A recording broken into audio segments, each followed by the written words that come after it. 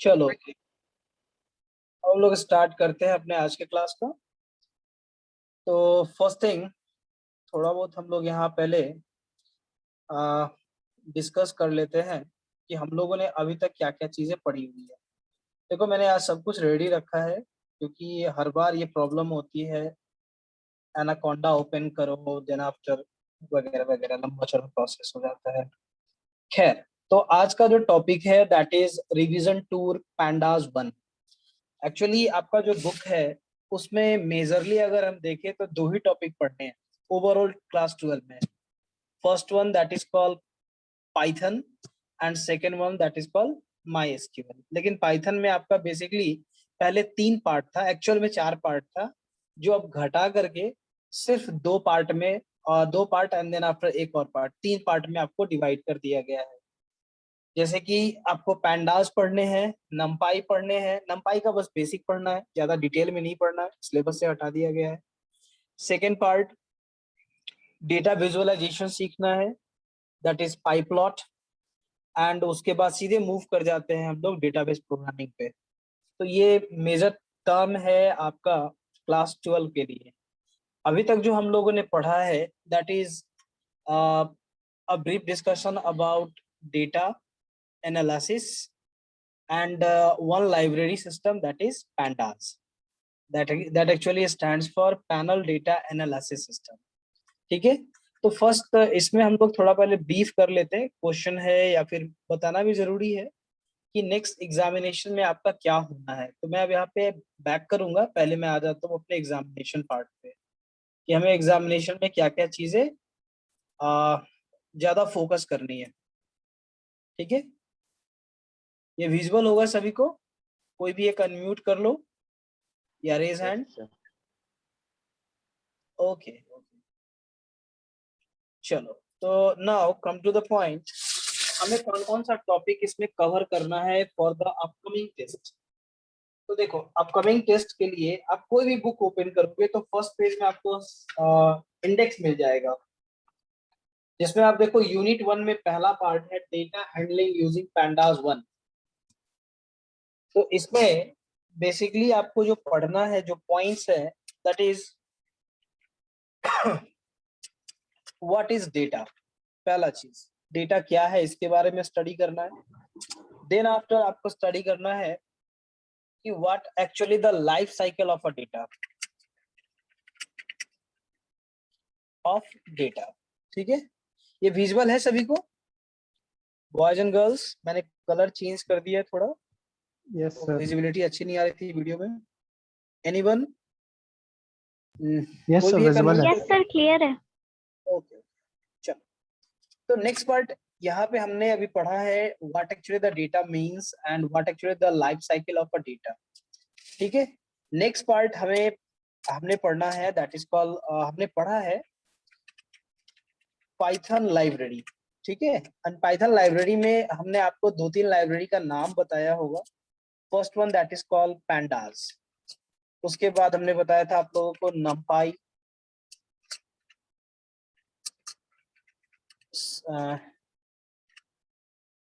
नहीं नमपाई ही बताया था, सिंपली वगैरह नहीं बताया था। पैंडास एंड नमपाई आपको बताया था। इसमें आपका जो बेसिक है दैट इज कॉल्ड पैंडास। तो पैंडास में हम लोगों ने आइडेंटिफाई किया है कुछ नंबर ऑफ टर्म्स। जैसे पैंडास होता क्या है, तो पैंडास इज बेसिकली लाइब्रेरी, हर कोई जानते हो। And what type of module actually the pandas contain. तो पैंडास में नॉर्मली 3 तरह के डेटा स्ट्रक्चर्स होते हैं। First one that is called series, जिसको हम लोग 1 डायमेंशनल डेटा स्ट्रक्चर भी बोलते हैं, 1D data that can store your data in the form of row और कॉलम, दोनों में से कोई एक। सेकेंड पार्ट है that is called data frame. Basically data frame is a 2 dimensional data structure, sorry 2 dimensional data structure for pandas operations। ठीक है, and the last one that is third part that is called panel.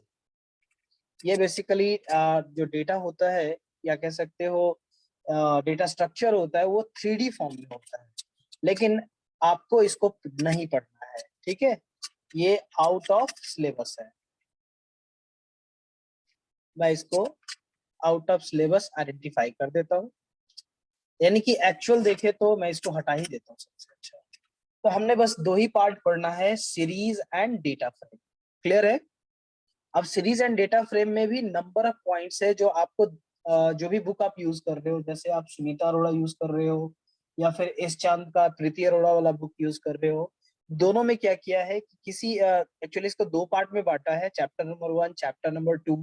और उसमें क्या किया है कि कुछ part chapter number 1 में रखा है, कुछ पार्ट चैप्टर नंबर 2 में रखा है, और उसी का अपोजिट दूसरा वाला बुक किया है। यानी जो चीजें प्रीति अरोड़ा ने रखा है उसको सुमिता अरोड़ा ने थोड़ा सा एक्सटेंड करके नेक्स्ट चैप्टर में ले गया है, एंड देन आफ्टर जो चैप्टर नंबर 2 में है उसको चैप्टर नंबर 1 में डाल दिया है। तो बेसिकली ये कॉपीराइट इशू होता है, इसलिए खासकर ऐसा किया जाता है ताकि सेम टाइप का बुक मार्केट में अवेलेबल ना हो जाए, इसलिए ऐसा किया जाता है। लेकिन दोनों का सेंस बस एक ही होता है, how to complete the syllabus. तो आपको फोकस करना है सिलेबस के ऊपर में, ठीक है। नेक्स्ट पार्ट है, इसमें आपको यहाँ पे सबसे पहले आइडेंटिफाई करना है कि how what actually the process by which you can install pandas, यानी कि इंस्टॉलिंग ऑफ pandas लाइब्रेरी, ठीक है। तो ये आपने मेजरली पढ़ा है, मैंने आपको बताया है यूजिंग कमांड, ठीक है, cmd के थ्रू बताया है इंस्टॉल pandas। और यहाँ पे एक स्पेशल कमांड यूज होता है that is called pip install pandas। ये भी प्रोसेस आपको बताया था यूजिंग MS-DOS। और इसके अलावा हमने बताया था आपको यूजिंग एनाकोंडा नेविगेटर। देखो एक चीज हमेशा यहाँ पे पॉइंट आउट कर लेना कि एनाकोंडा नेविगेटर या CMD मोड, जो भी चीजें आपने पढ़ा है, that is actually the tool for working with Python libraries और नथिंग एल्स। इसके अलावा कुछ भी नहीं है, ठीक है। इसके अलावा जो भी चीजें हैं वो सिर्फ मॉड्यूल है, लाइब्रेरी है, एंड नथिंग एल्स। तो एनाकोंडा नेविगेटर से ऐसा नहीं है कि बहुत वास्ट क्वेश्चन पूछ देगा आपसे, या फिर आपको पिप से रिलेटेड बहुत ही वास्ट क्वेश्चन पूछ देगा कि अब इससे रिलेटेड बहुत सारी चीजें हैं, खैर बाद में बात करेंगे इस पे। अब यहाँ पे आपके पास आता है कि इंस्टॉलिंग ऑफ पैंडास के हिसाब से क्वेश्चंस क्या आ सकता है। तो वहां पे आ सकता है कि इंस्टॉलेशन के लिए आप कौन से कमांड का इस्तेमाल करते हो, तो पिप का यूज करते हैं, ठीक है, जो एक आपके बुक के हिसाब से है। एंड देन आफ्टर आप यूजिंग एनाकोंडा नेविगेटर भी कर सकते हो, जो इन्वायरमेंट सेटअप से होता है, ठीक है। मैं यहाँ पे आइडेंटिफाई कर देता हूँ ये किसके थ्रू होता है, इन्वायरमेंट सेटअप से होता है। यानी कि आप एनाकोंडा नेविगेटर का इन्वायरमेंट सेटअप करके भी आप इस काम को करते हैं, ठीक है। सेकेंड पॉइंट जो आपको इंपॉर्टेंट है अब यहाँ पे है डेटा स्ट्रक्चर्स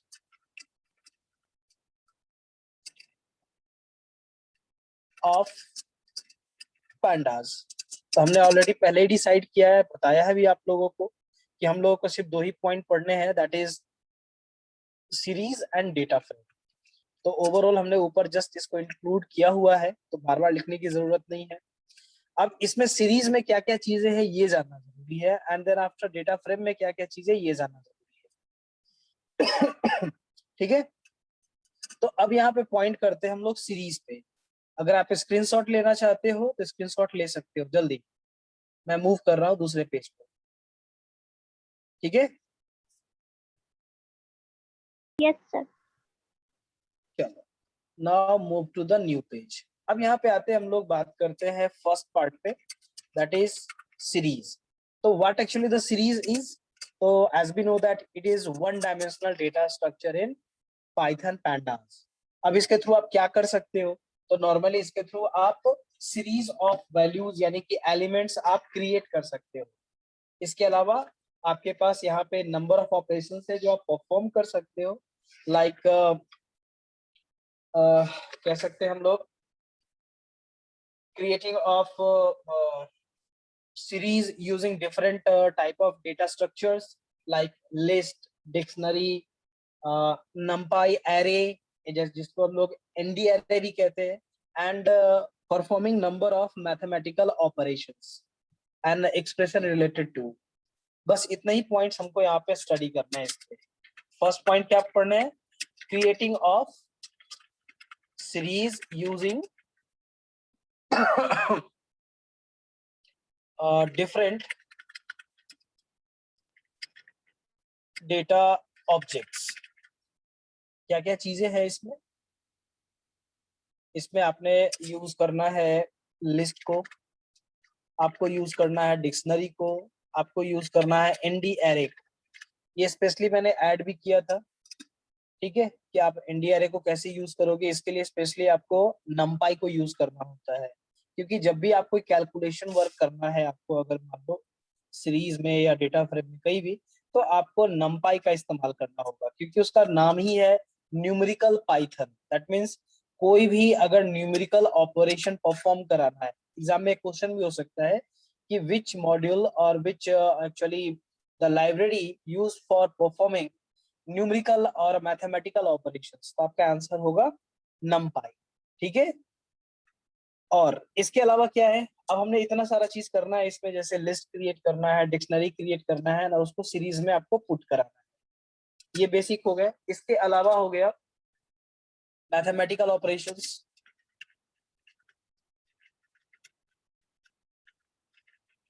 मैथमेटिकल ऑपरेशंस करना, जैसे कि आपको बताया था जो भी बाइनरी ऑपरेशंस होते हैं, ऐड करना, सब्सट्रैक्ट करना, मल्टीप्लाई करना, डिवाइड करना, इटीसी जो भी है आपका। एंड देन आफ्टर इसके अलावा आप यहाँ एक्सप्रेशन भी हैंडल कर सकते हो, ठीक है। जैसे अगर कोई फॉर्मूला है मैथमेटिकल, उसको अगर आप अप्लाई करना चाहते हो, यूज करना चाहते हो, then you can use here directly, जो भी आप फॉर्मूला यूज करते हो, जैसे ए प्लस बी का होल स्क्वायर, लाइक जो भी है। तो ये हमने आपको पढ़ना है सीरीज के लिए। इसमें कोई टॉपिक छूटा हुआ नजर आ रहा है किसी को जो हमने मिस कर दिया है, बॉयज एंड गर्ल्स?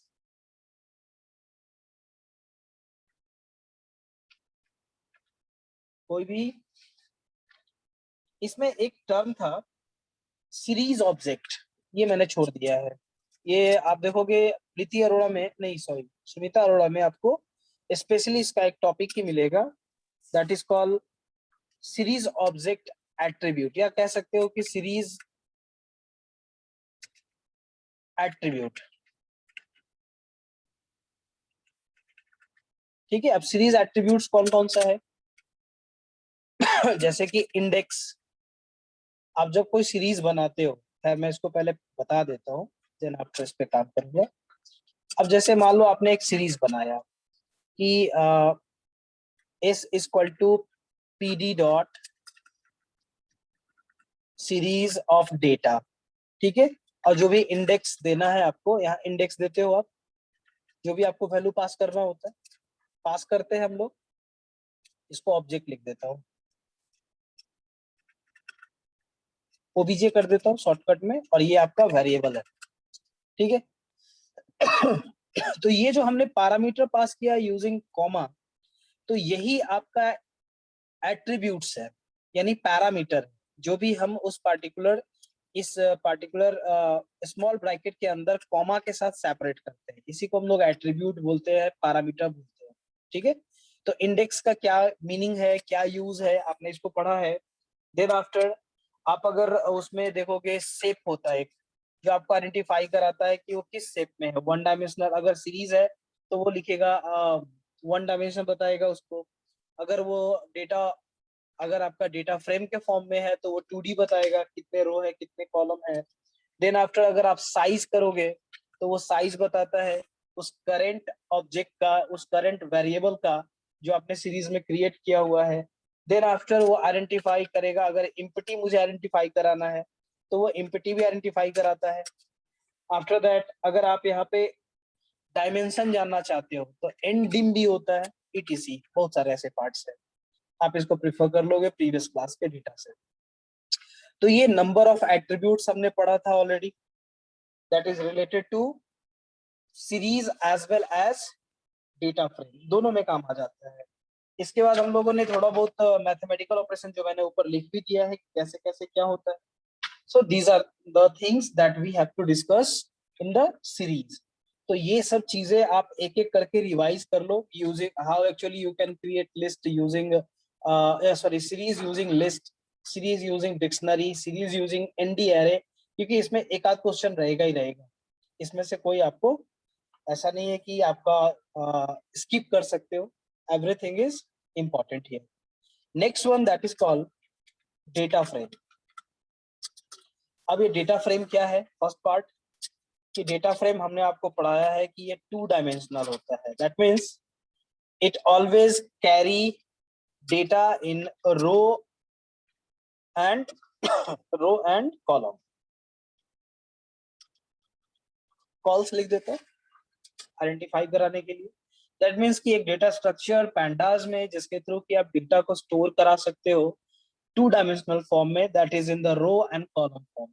ठीक है, अब रो एंड कॉलम फॉर्म की अगर हम बात करेंगे तो इसमें बहुत सारे ऐसे एट्रीब्यूट्स आ जाते हैं, बहुत सारे ऐसे फीचर्स ऐड हो जाते हैं जो कि सीरीज में पॉसिबल नहीं है, क्योंकि सीरीज बेसिकली वन डायमेंशनल होता है। तो आप वहां पे बहुत सारे ऐसे ऑपरेशंस है जो कि आप सीरीज में नहीं कर सकते हैं, और वो सिर्फ और सिर्फ डेटा फ्रेम के अंदर ही होगा। ठीक है, तो अब इसमें हम आइडेंटिफाई करा लेते हैं इसको कि क्या क्या चीजें हमने इसमें स्टडी करा था लास्ट में। तो इसमें हमने पढ़ा था कि how actually we work with 2 dimensional data, that means कि हम यहाँ पे डेटा को होमोजीनियस फॉर्म में भी रख सकते हैं, हेट्रोजीनियस फॉर्म में भी रख सकते हैं, दोनों में एप्लीकेबल है, चाहे वो सीरीज हो या फिर डेटा फ्रेम हो। यहाँ पे स्पेसिफिक कर सकते हो आप, जैसे कि नेम फील्ड तो पूरा का पूरा स्ट्रिंग होगा, रोल फील्ड तो पूरा का पूरा इंटीजर होगा, मार्क्स फील्ड तो पूरा का पूरा फ्लोट पॉइंट होगा। दैट मीन्स कि जो भी आप एप्लीकेबल समझते हो आप यू कैन यूज इट। या कह सकते हो series, sorry data frame is any combination of series, different combination of series कह सकते हैं हम लोग, कि एक से ज्यादा सीरीज को अगर कंबाइन करेंगे तो डेटा फ्रेम बनेगा। और ये एप्लीकेबल है, ऑलरेडी हमने प्रीवियस क्लासेस में इसको परफॉर्म करके दिखाया। ठीक है, अब यहाँ पे फर्स्ट पार्ट क्या था, इसके फीचर की बात कर लेते। तो फीचर्स में इसके पास सबसे पहला क्या है कि ये होमोजीनियस भी हो सकता है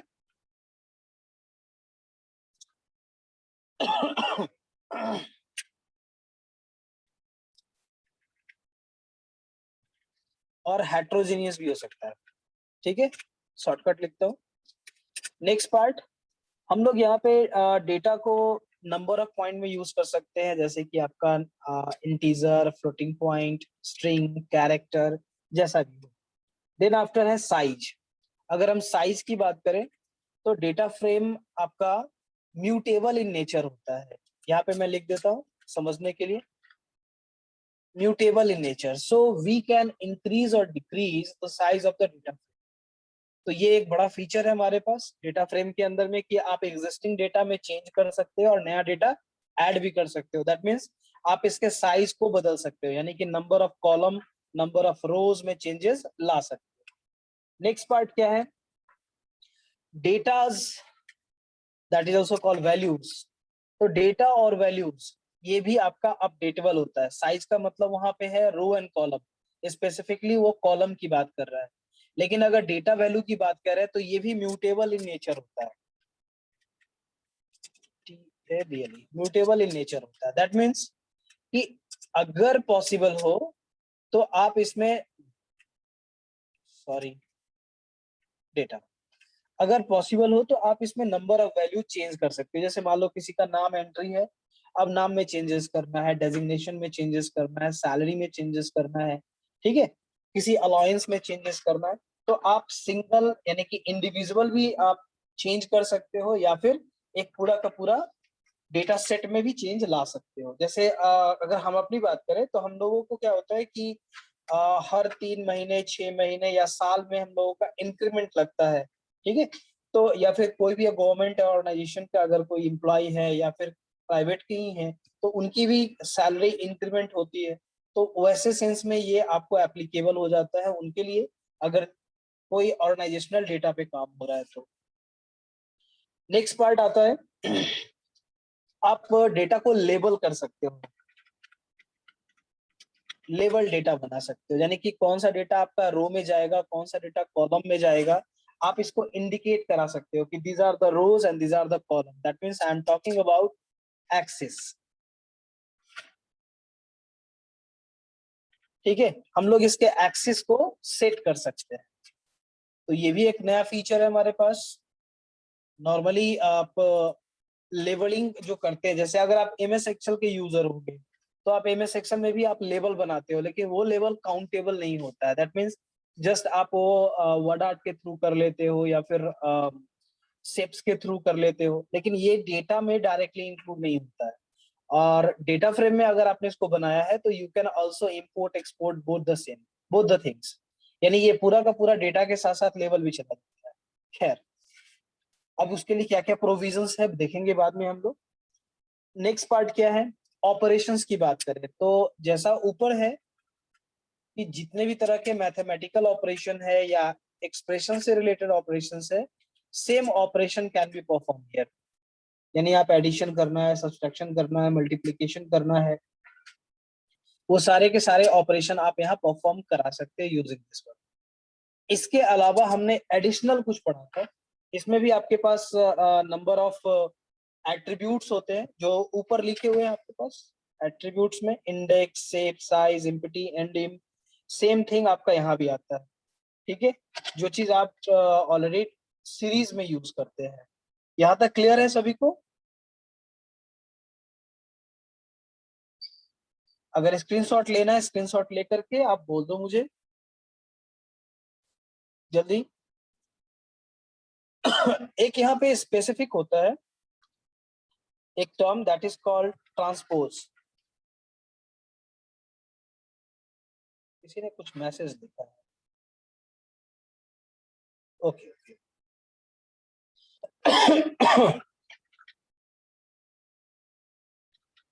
ये स्पेशली आपको डेटा फ्रेम में ही होता है। ठीक है, अब डेटा फ्रेम में क्यों होता है नितिन बताएगा। नितिन अनम्यूट करो और बताओ कि ट्रांसपोज ऑपरेशन डेटा फ्रेम में ही क्यों होगा, सीरीज में क्यों नहीं होगा। सर क्योंकि सीरीज 1D ऑब्जेक्ट है and data frame 2D object है and transpose basically rows and columns को इंटरचेंज करता है इसलिए।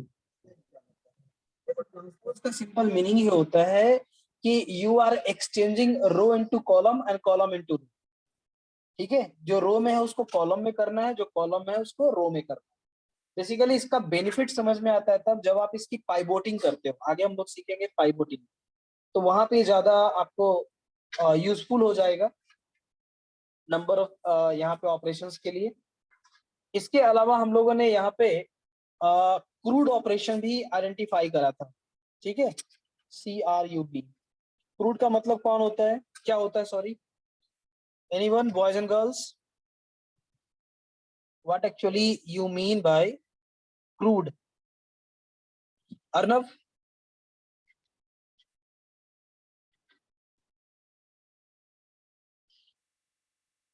अरे कोई तो एक अनम्यूट करके बोलो जल्दी, इतना टाइम लगा रहा है। किसी ने कुछ लिखा है, देखो। Sir create, imperfect. Read, update, delete, एकदम सही है आपने लिखा है। Okay, thank you. तो क्रूड का मतलब हो गया कि डेटा फ्रेम में आप कोई भी क्रूड ऑपरेशन परफॉर्म करा सकते हो। इसके साथ साथ मैथमेटिकल में जो भी आपके बाइनरी ऑपरेशंस है या रिलेशनल ऑपरेशंस है, ये भी परफॉर्म करा सकते हो। इसमें एक स्पेसिफिक होता है डेटा फ्रेम में। मैं नेक्स्ट पेज पे जा रहा हूँ। ठीक है, अब डेटा फ्रेम ऑपरेशंस की बात करते हैं। तो यहाँ पे ऑपरेशंस में क्या क्या हो सकता है। फर्स्ट हो सकता है क्रिएटिंग। तो क्रिएटिंग आपको पता है how actually you can create data frame. Data frame को क्रिएट करने के लिए आपको क्या लिखना होता है, DF यानी कि वेरिएबल। सिंटेक्स लिख देता हूँ, समझ में आ जाएगा। वेरिएबल इक्वल्स टू जो भी ऑब्जेक्ट आपने बनाया है OBJ dot data frame. Data frame में आपको एक चीज हमेशा याद रखना है कि एक केस सेंसिटिव होता है। ठीक है, and after that you have to specify data of the object. अगर कोई कॉलम आइडेंटिफाई कराना है तो आप यहाँ पे कॉलम आइडेंटिफाई करा सकते हो। ठीक है, अगर आपको कोई इंडेक्स आइडेंटिफाई कराना है तो इंडेक्स भी होता है। देन आफ्टर यहाँ पे जो भी आप एट्रीब्यूट अप्लाई करना चाहते हो बस कॉमा देके आपको अप्लाई कर देना। तो that is the way by which we can create data frame. अब डेटा फ्रेम में ये जो ओबीजे है ये कैसे क्रिएट होगा, कौन बताएगा जी? Janvi, how to create object for the data frame? Janvi है या नहीं है? दिख तो रही है।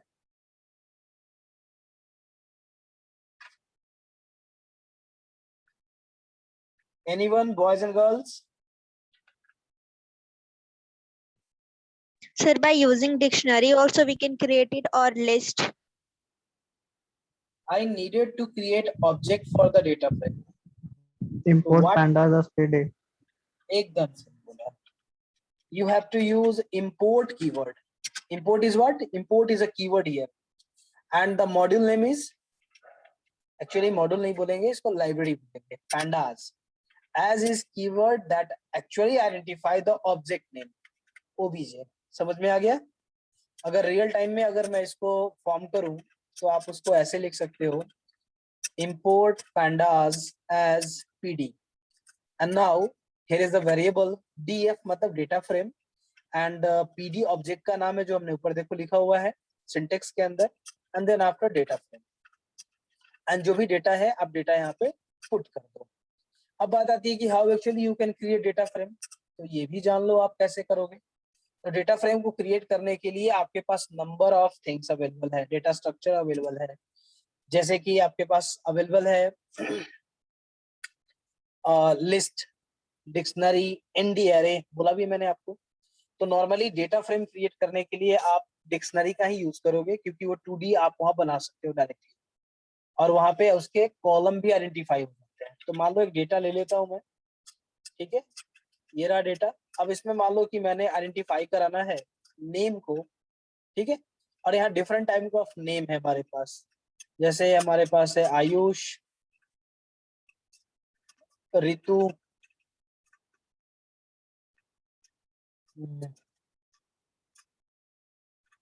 रीत, जो भी है.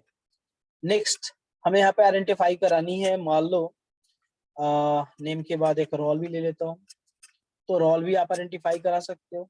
मैंने यहाँ गलती किया है, ये रहा. डिक्शनरी में हम लोग यूज करते हैं कोलोन सिंबल. अब 1 2 3, इसको थोड़ा सा और लंबा कर देता हूँ, ये रहा. तो अब क्या है, यहाँ पे हमारे पास ये डेटा भी क्रिएट हो गया जिसमें 2 रो 2 कॉलम है. अब इस डेटा को जब हम कॉल करेंगे, ऑलवेज या तो आप डीएफ लिख दो या फिर इसको आप प्रिंट के अंदर लिख दो, बोथ आर सेम, ठीक है. तो इसके थ्रू आप यहाँ पे किसी भी डेटा फ्रेम को क्रिएट कर सकते हो और उसको डिस्प्ले भी करा सकते हो. तो ये किस काम में आ रहा है, मैंने एक यहाँ पे कमेंट लिख देना है, डिस्प्लेइंग डेटा फ्रेम, ठीक है. तो जो भी हमारे यहाँ पास डेटा है वो स्क्रीन पे आउटपुट हो जाएगा. That actually the concept here, ठीक है. अब इसको रियल टाइम में करके चेक करना है. लो भाई मैं इसको रियल टाइम में भी कर देता हूँ, होल्ड करोगे, हियर इज द डेटा, ये अवेलेबल होगा. एक यहाँ से कॉल किया and then after put it, देखो ऑटोमेटिक यहाँ पे आ गया. Now run it. First time लेता है.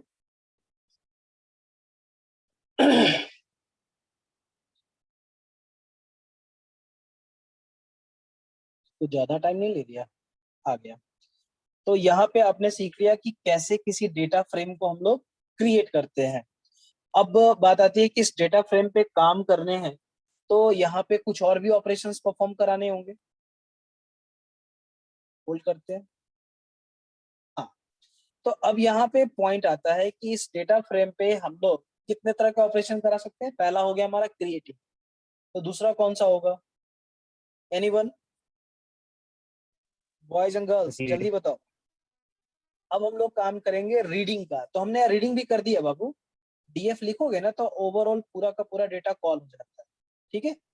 अब मान लो कि रीडिंग में स्पेसिफिक रीडिंग करनी है आपको, ठीक है, स्पेसिफिक डेटा को कॉल करनी है. मुझे आपको यहाँ पे सिर्फ नेम का लिस्ट चाहिए, तो वो कैसे करोगे, तो उसके लिए बहुत ही आसान तरीका है.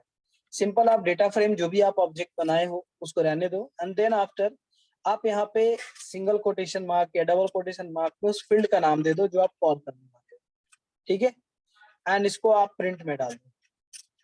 तो ये क्या करेगा, उस पार्टिकुलर फील्ड में जो भी डेटा अवेलेबल होगा वो प्रिंट हो जाएगा। अगर एक से ज्यादा चाहिए तो कॉमा लगा दो, ठीक है। तो हमने दोनों काम कर लिया। फर्स्ट वन दैट इज, दे दो, 1 2 3 दे दो इनको। तो हमने यहाँ पे ऑपरेशन अभी सीखा कि how actually you can display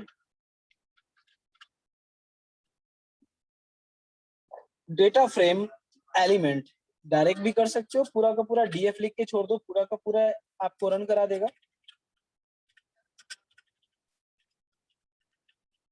entire data frame, ये क्या करता है, ये पूरा का पूरा डेटा फ्रेम आपको ऑन द स्क्रीन प्रिंट कर देगा। यही रहने देता हूँ। यहां तक सबको क्लियर है? लास्ट 5 मिनट भी है। अब ज्यादा डिस्कशन करेंगे तो आउट ऑफ माइंड हो जाएगा। इसके बाद हम लोग यहाँ पे थोड़ा बहुत आइडेंटिफाई करेंगे डिस्प्ले के लिए, खासकर कुछ पॉइंट्स है, जैसे मैं यहाँ लिख रहा हूं। अब एक टर्म है लॉक और दूसरा है आई लॉक, ये दोनों आपने पढ़ा है। दैट मीन्स ये स्पेसिफिकली फंक्शंस हैं फॉर डेटा फ्रेम। तो यहाँ पे ये सारे फंक्शंस का यूज क्या क्या है, बस इसको समझ लेना है। एक होता है हेड एंड दूसरा होता है टेल।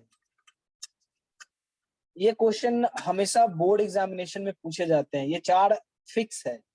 पैंडास से अगर कोई क्वेश्चन आएगा तो इन चारों से क्वेश्चन आएगा। तो ये 4 नंबर आप आइडेंटिफाई कर लो। अब ये 4 नंबर हो सकता है कि 2-2 मार्क्स में आ जाए, 3-3 मार्क्स में आ जाए, या 5 मार्क्स में किसी क्वेश्चन में आ जाए। तो सबसे पहला यहाँ पे हमारे पास है लॉक। नितिन कुमार, सॉरी नितिन नंदन, कनेक्टेड हो जी? Nitin yes sir. बताओ जल्दी जल्दी, चारों फंक्शन का मीनिंग क्या है?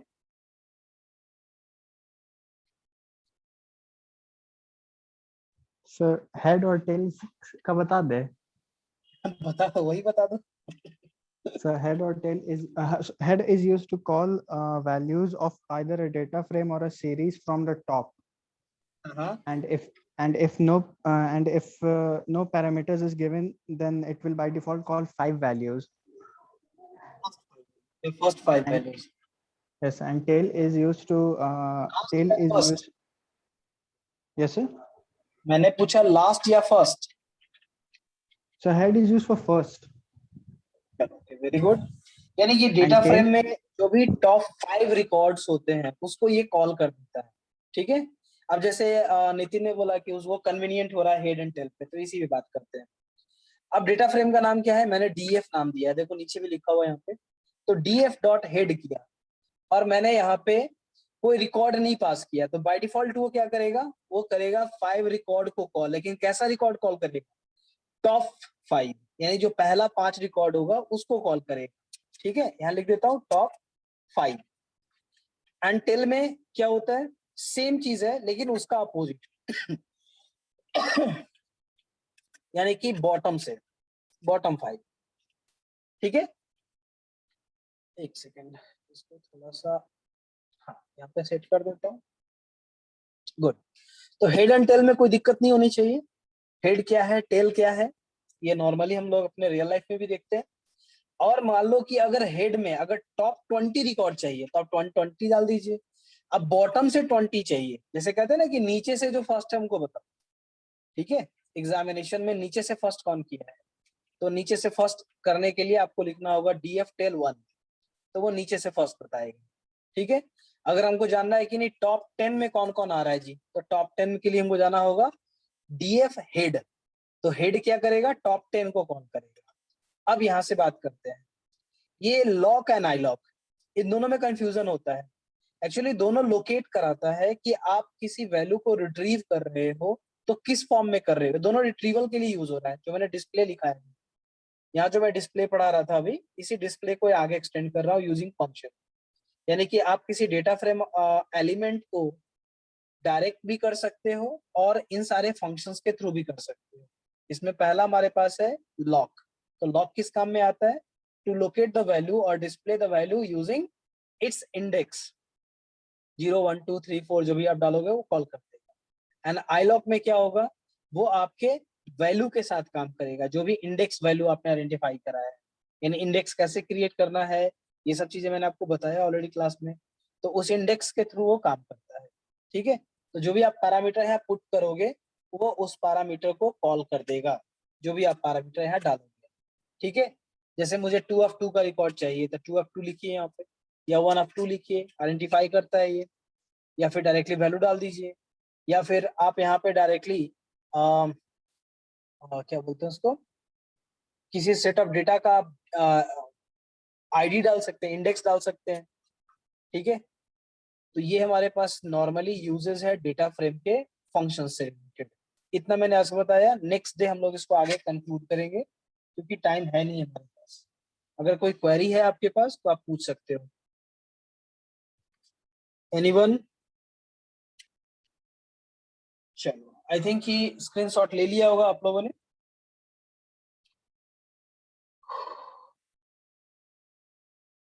मैं इसको स्टॉप कर देता हूँ। चलो, तो एनीवन बॉयज एंड गर्ल्स, अगर कोई क्वेरी है, कोई क्वेश्चन है तो आप पूछ सकते हो, जल्दी जल्दी पूछ लो आप लोग।